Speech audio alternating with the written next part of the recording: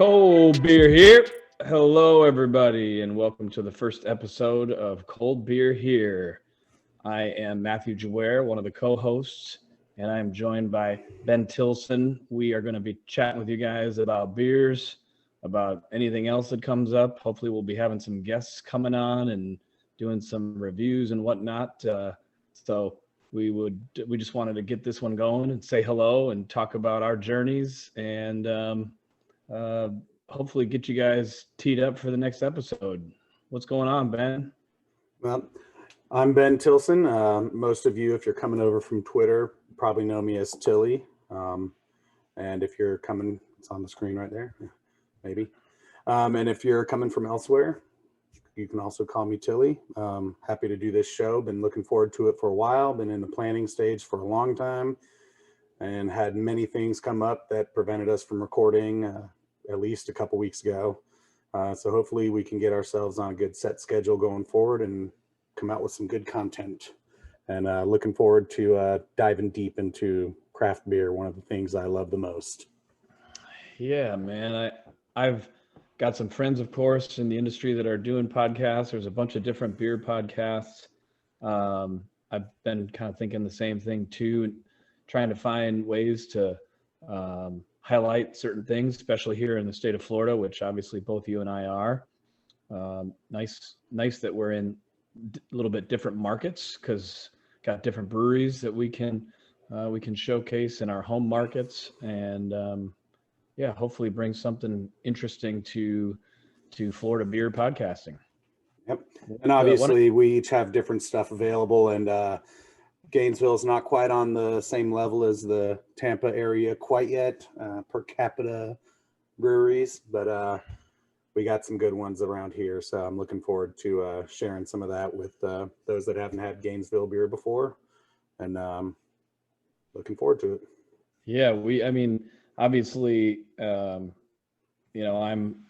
one of the co-founders at Bay Cannon Beer Company, and a co-founder and our head brewer, Joe Simmons, is from Gainesville and currently lives in Gainesville and actually commutes to make the beer for us. So we kind of have a Tampa to Gainesville connection within our company as well.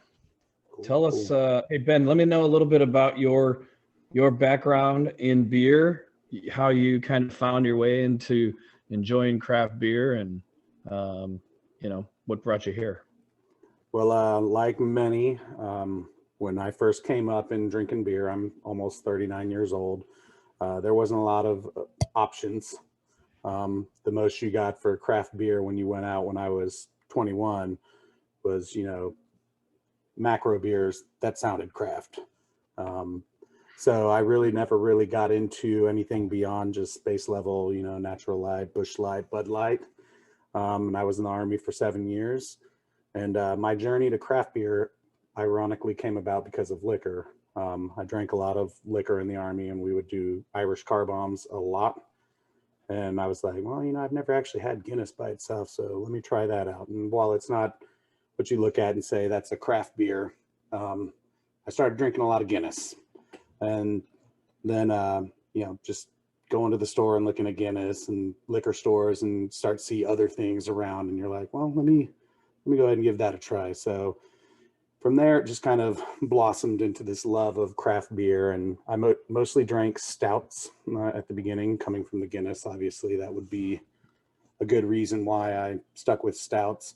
IPAs took me the longest to get into. And I would usually come after drinking 4 or 5 stouts, porters, wheats, which is what I'm drinking right now. And then once I would get a few in, I'd be like, you know what, go ahead and give me that, American IPA.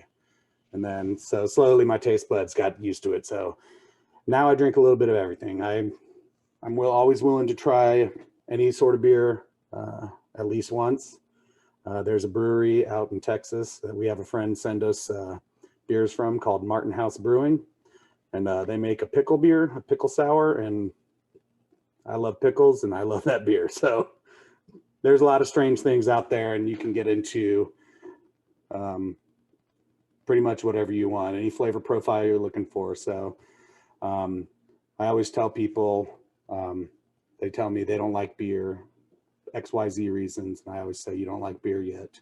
And I try not to be snobby about it. I'm not going to push you into it, but I'm pretty sure I can find something that you'll enjoy. My wife never drank beer, and now I started bringing back all these different sours from First Magnitude, and I'd come home and they'd half of them be gone, and I'd be like, I didn't even get to drink any yet. So, and then she'll drink all the other stuff I drink now. So she's kind of taken her journey into craft beer right now. So That's cool. but that's my background. How about you, Matt? Can you just get into your background and then how you even just got into the beer business? And Yeah.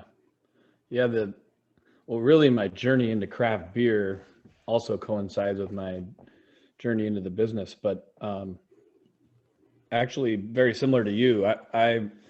I grew up kind of drinking whatever, through college and whatnot. Then my folks were big wine fans, and so we eventually were turned on to some wines and had a family vacation out to Napa, where I showed up probably with a kindergarten grade level of wine drinking and left there as a high school grad, because you do 4 days out there and you just stop at these places, you get 4 wines and they're teaching the whole time, and you're kind of showing your palate what it is and what it likes, and the subtleties in wine really force you to learn pretty quick from a palate standpoint what things you do like and what things you don't.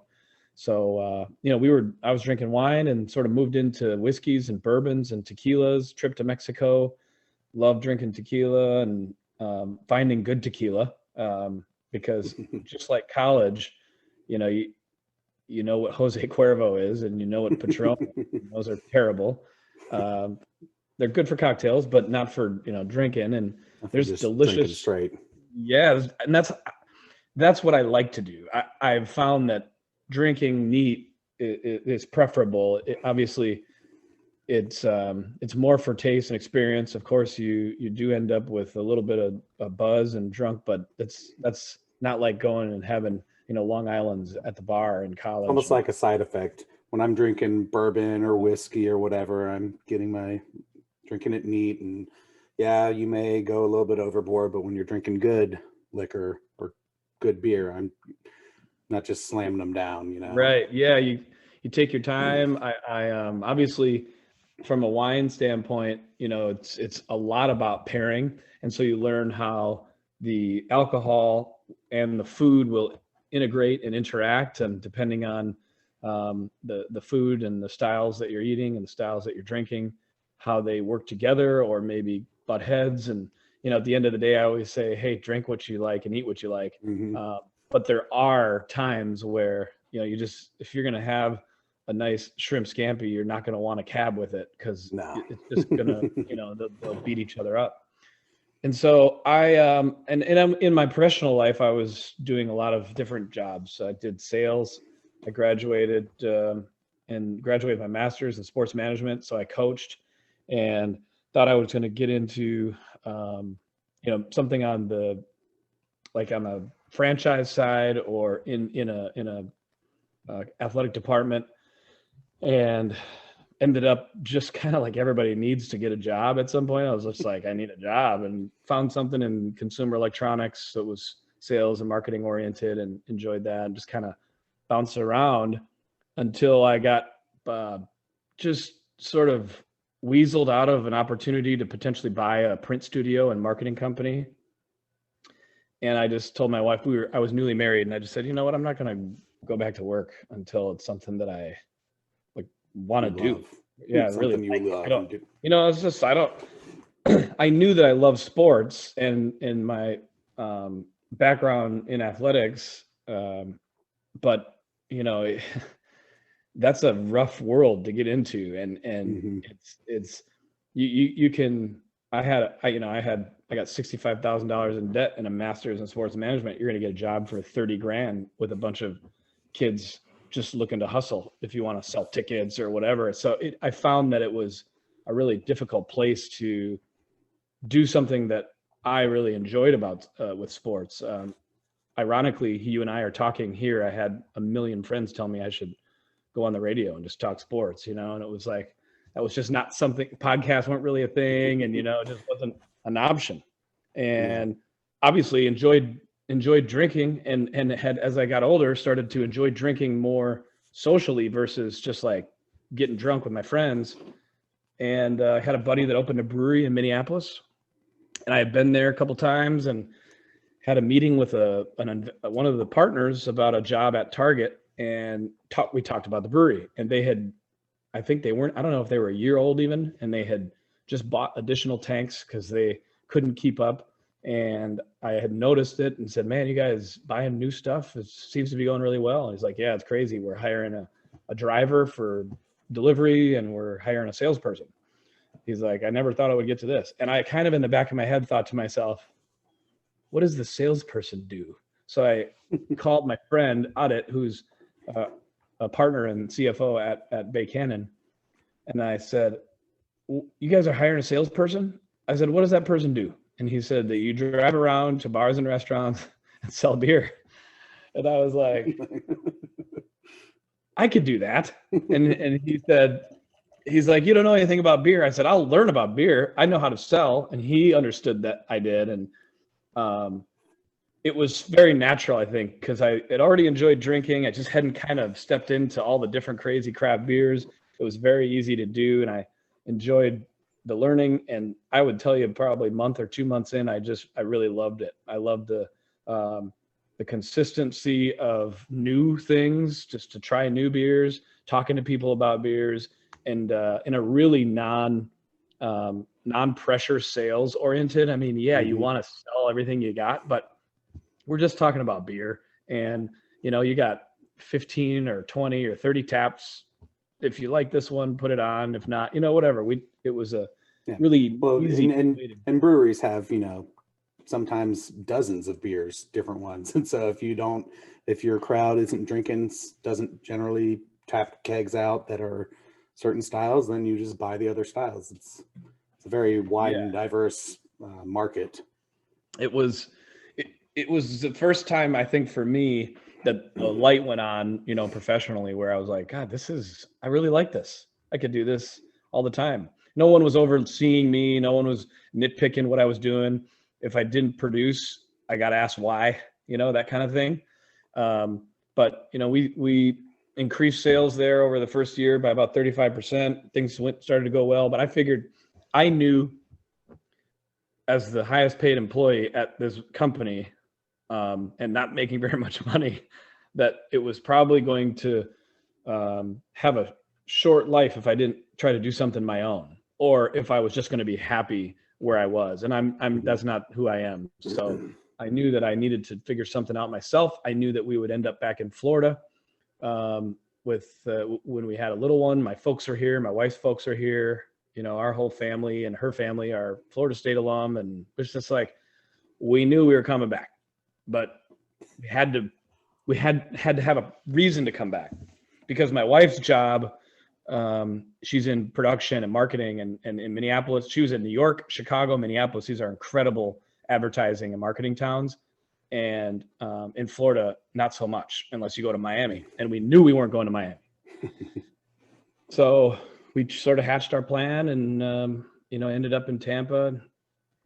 Found a bunch of great people along the way to join on the team, and finally figured out a way to put the brewery together.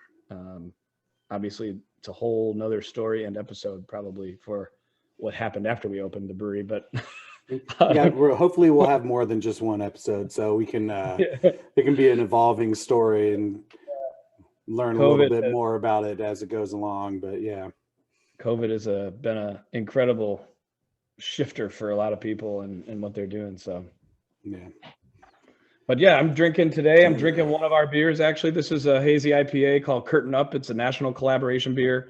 We did in collaboration with Happy Hour Guys and Gun Hill Brewery. They're out in Bronx, New York.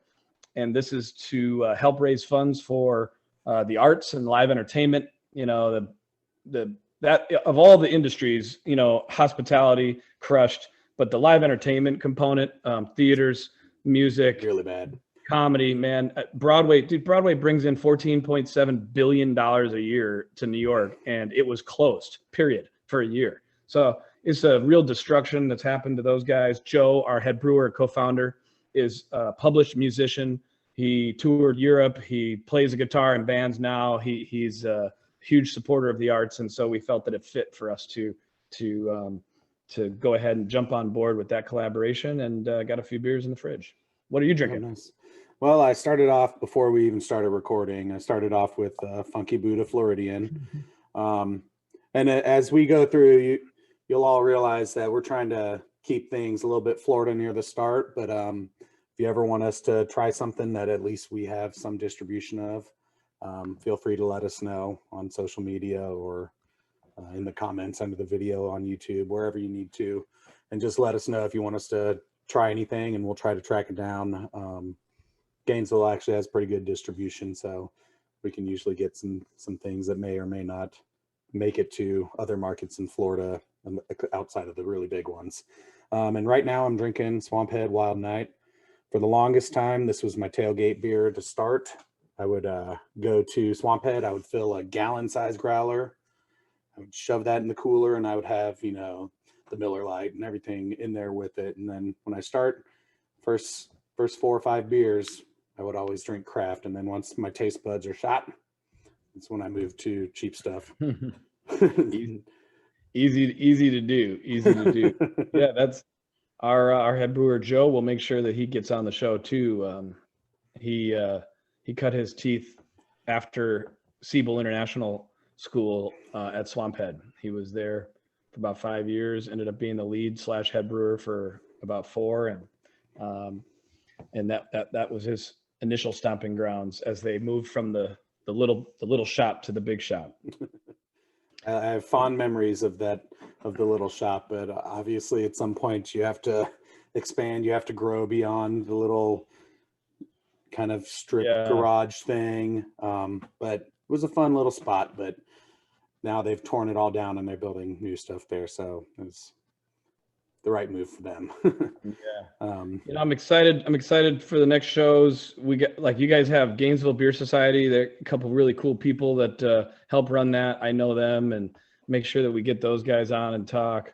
I know they do. Tallahassee Beer Society. They seem to be pretty cool. They did a beer delivery thing down to Gainesville, so I got to pick up some Tallahassee beers. I know that scene up there in Tallahassee is pretty good. I think the last time there was Hunapoo, which Hunapoo's Day was, I guess, 2 years ago now. They won, I think, best beer at Hunapoo's Day, and it was Ology, I think, right? Yeah. I think it was a sour of some sort, but so yeah, they're making good stuff up there. There's a lot of people I'd love to get to just chat with. Yeah, they do a great job. Hopefully this show gives us an opportunity. I'd really love to just get an idea of where everyone got their start, especially some of the older guys, because craft beer wasn't as visible until kind of in the last 15 years. It's really just exploded, and I think at some level it's almost oversaturated in some markets. I think Gainesville has about the right amount of breweries, which is about 4 for the size, and obviously Swamphead is the long-time big beast in the area, has been around for, seems like forever. I know they haven't really been, but they do a little bit of everything. And then First Magnitude came along, and I really love their sours, and they're really good space that they've got. And then we've got a couple other smaller ones. There's Blackadder Brewing, which focuses more on Belgian style beers, which I think is a fun little niche that they really enjoy being in. I love Belgian beers. No, me too. And then we have Cypress and Grove, which is, it was going to be called Rainstorm Brewing, then something happened, they had to change the name, and they focus more on just like kind of base styles and just general easy drinkability, which I think is another good thing to do. And they've kind of expanded from that.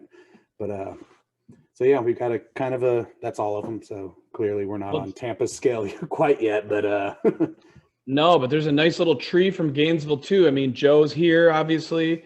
Jim Barry from Berry House, which is a lager focused brewery here in Ybor that makes fantastic beer. He was a brewer at First Magnitude as well, and an offensive lineman at the University of Florida, actually.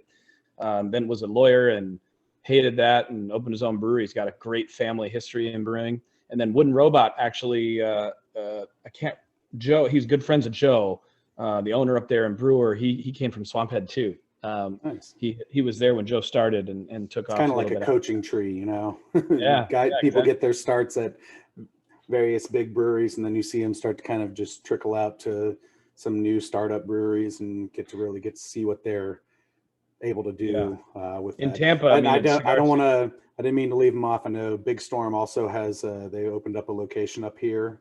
Haven't been there in a while because it's downtown, and downtown's kind of been dead since COVID hit. But it's a really good spot that they've got there too, and they've got some really good beers too. So they mean to leave. It was no offense intended. No, they've got some dollars behind them and done a nice job with their expansion, and they've acquired along the way as well. I think Fat Point down in Punta Gorda, their group bought, but yeah, there's a bunch. I mean, you know, I the brewery that I was at in Minneapolis, there were 4 of us within 2 blocks of each other, and you know, there's always talk about saturation, and you know, I just don't see it. It depends on what you're talking about.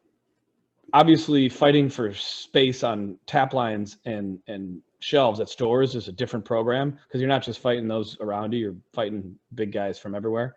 Mm-hmm. But you know, we're in West Tampa, and there's no other breweries here. And I've talked to people. I'm begging people. I love when there's little brewery districts. I mean, we're talking about small neighborhood pubs, you know, to a degree. Mm-hmm. I think that there's a ton of room for more growth in that respects. I do believe that, like, our model is that you got to integrate food, because you know, you can always have people are always going to want to come for food, and even if they don't drink beer, we got wine on tap, we got other stuff, but people love to eat, and that part, I think, of our industry will evolve, and also will probably evolve a little smaller. You know, we sort of got stuck here in this COVID era, that we got forced that we had to get bigger. I don't know where that will end up going, but a small local sustainable pub on the corner, you know, I just feel like there's room for a lot of those in places that aren't, you know, big distribution breweries. In big cities, you do have a lot of that too. Like DC's got a couple. I can't even remember the name of this one, but I loved it when I was there. Great beer, food was incredible. I don't even know that they distribute, but you know, you could tell that what they had was sustainable, worked. Yeah. And when I say oversaturation, I don't mean, because I think every neighborhood area could support a brewery. I live in Melrose, Florida. There's probably within Melrose city limits a grand total of like 1,200 people. And if they built a brewery and just made some good beer combined with some good food, they'd be fine. I think they would make enough to be financially stable. Yeah. And I think people would go there. Because I think people love to support local, but you have to like actually have it available, you know. So when I'm talking about oversaturation, usually what I mean by that is just like on shelves at liquor stores and like in the local areas, it can get kind of crowded. And then when it gets a little bit too crowded, sometimes some of these really good smaller breweries that are making really, really fantastic stuff just kind of get set to the side, and they don't get kind of seen as much, which is why I'm always whenever I talk to people at a brewery, owners or brewers or whomever, I really talk up the art, like the can art. Yeah. Because it's got to be visible. And I've seen some that have very simple, but once you're a certain size of like company, you can be very basic if you want to, and you're probably going to sell tons. But I think for you know, other smaller breweries, having really good art is a good thing for visibility on shelves. I'm constantly looking to see what looks interesting just off of labels, and sometimes I don't even look at what I'm buying, and I just buy it because of the art. People have been buying wine like that for years too. I mean, there's no question about it. And as someone who comes from sales and marketing side, it was a big piece for our business from the very beginning. You know, the style guide, our logo, our how we were going to put the tap room together, and how that feeds into the labeling on product. You know, and it all has to tell a similar story. And then when you're on the shelf, if you have multiple SKUs, you know, they ideally you want people to find all those SKUs together. Like there's nothing you can tell a retail store, you know, they'll put the shit wherever they want. So it is what it is. But, you know, to make sure that your things look like when they're together, they can stand out. It's like a cohesive theme. Like it's real business, real retail business. You know, breweries weren't like that always. Most breweries are started by brewers, home brewers, that they're not marketers, they're not salespeople. They just start making beer. And back then, it didn't matter if you did it; people loved it because there wasn't anyone doing it. And so people went, and those breweries ended up being, you know, who they were in many cases, standards, because they were awesome. And they've had to remake their branding along the way. You know, Cigar City has redone their branding along the way. Sierra Nevada, everybody, all these guys have had to kind of redo those that are old timers and that just made rad beer. That's why they made it. And everyone's got you got to constantly evolve. It's why, you know, Blockbuster isn't around anymore. They tried to evolve too late. You know, you gotta stay kind of in step with the market. You got to get to that point where you're obviously your name can sell things, but never let the standard slip. And marketing is a big piece of that. And I think sometimes it's kind of neglected by some of the smaller ones. And I understand, you know, it's hard to do. You have to put your money into the beer, obviously, and you want to make sure that certain things. And I feel like sometimes marketing gets left. But I've also I've gone to Halpatter Brewing, which is in Lake City. They make some great beer, and they've got different kind of art. And sometimes you get like a local artist to make it, and you pay them.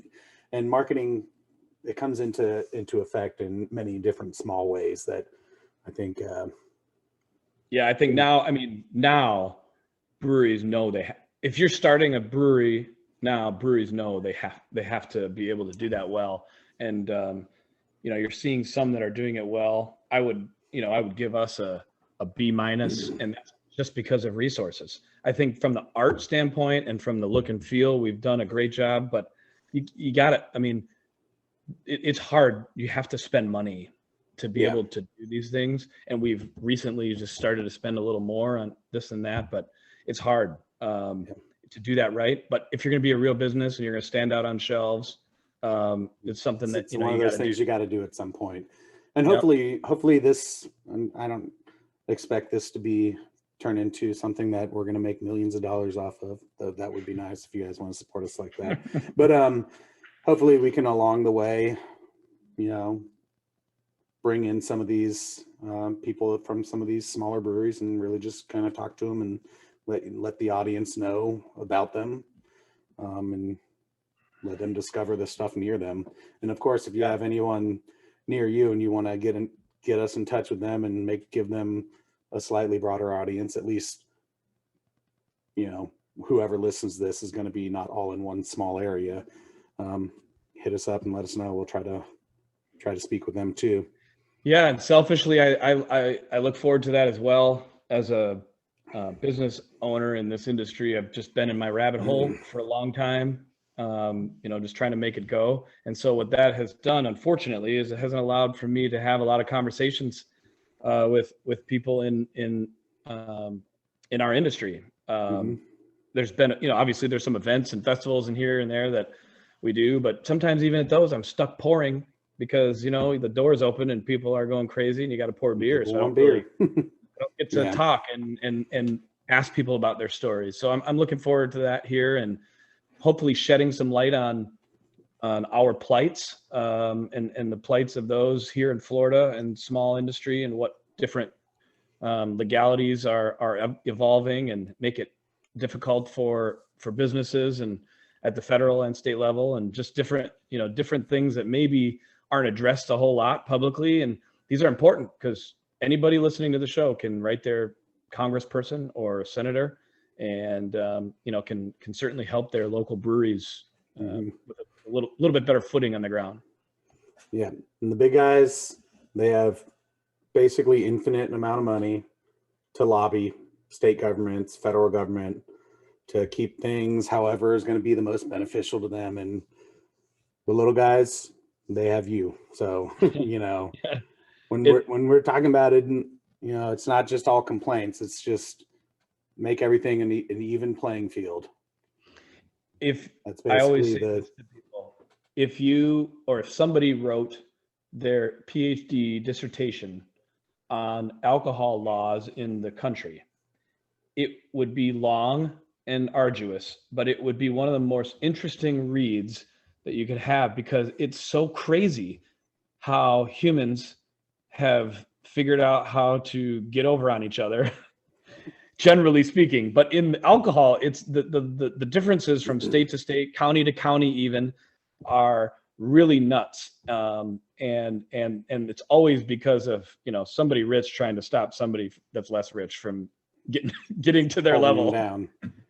Holding them down. I mean, that's how you get where you get, because you make a product and you get there before somebody else, and you prevent other people from reaching there.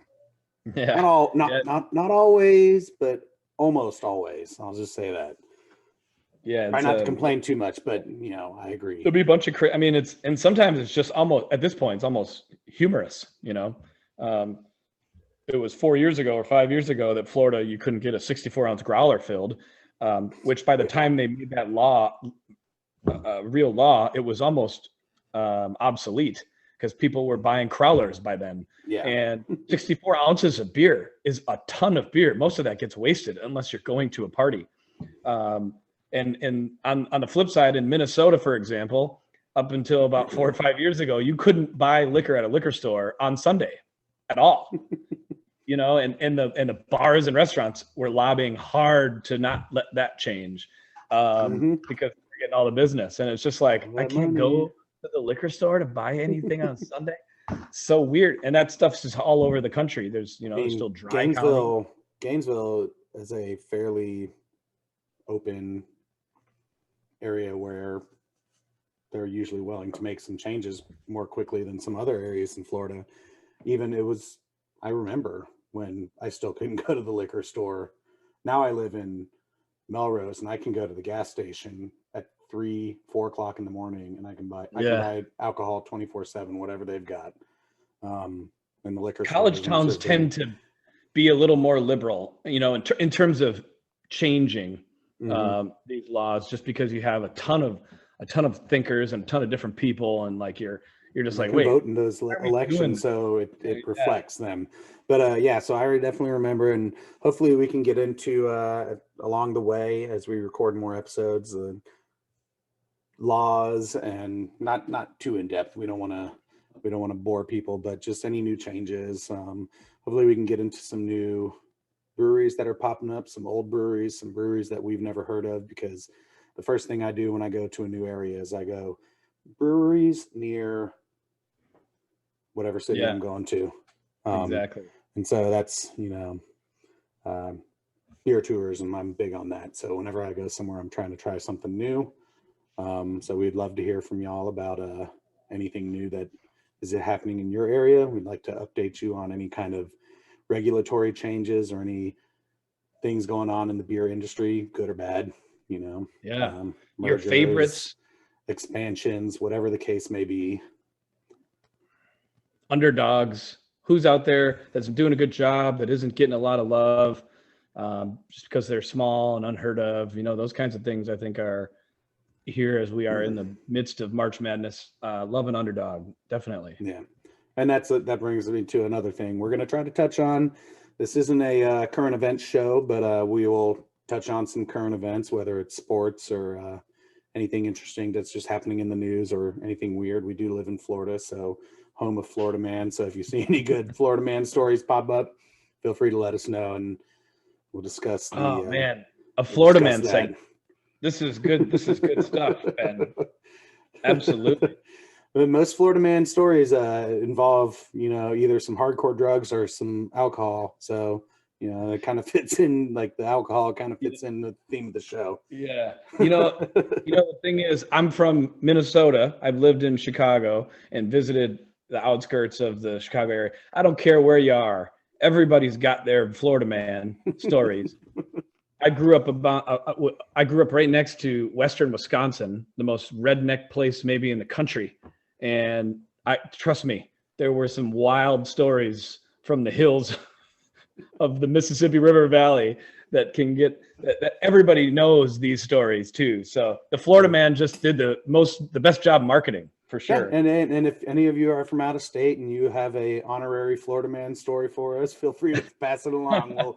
We'll determine if it's crazy enough to be a Florida man story. I remember long, like before Twitter was around, message boards and stuff, and Reddit was, near its infancy, and there was all sorts of other websites. And I don't remember the name of the website, but there was one that at a certain point they added a Florida man category, or just a Florida category, and you click it and you would see. And I was always like, that's ridiculous. Everyone has their most, everyone has crazy people in their state. And as the years have gone on, I've realized we may have a little bit more than most. Well, we have more people, so you're probably right. Yeah, but I mean, and maybe I'm missing out on these. Maybe they're just not as publicized as Florida stories. But I mean, California and Texas are both very large, and I feel like you don't see the headlines that you see in Florida. They're probably like Nick Saban. They do a good job of keeping those stories up wraps. Or they don't write as good headlines as they get written about Florida. That's good, man. Well, good, dude. I'm looking forward to the next shows. I know you mentioned Guinness. Let's definitely do a show where we talk about some Guinness. There's a great book out there. Let's introduce people to that too. And actually, my friend Annie, if you're watching, her cousin is now at the Baltimore Guinness brewery. So maybe I can see if we can work a little undercover magic and see if we can get her on to discuss her journey. She used to work at Highlands Brewing in North Carolina. That'd be awesome. And it would be cool to talk to her about that, and maybe we can make a Guinness show if we can get her on. I'd love to. That's a legend. We'd love to talk about that. It's a great beer. Mm-hmm. All right. Well, I guess we'll end it for here.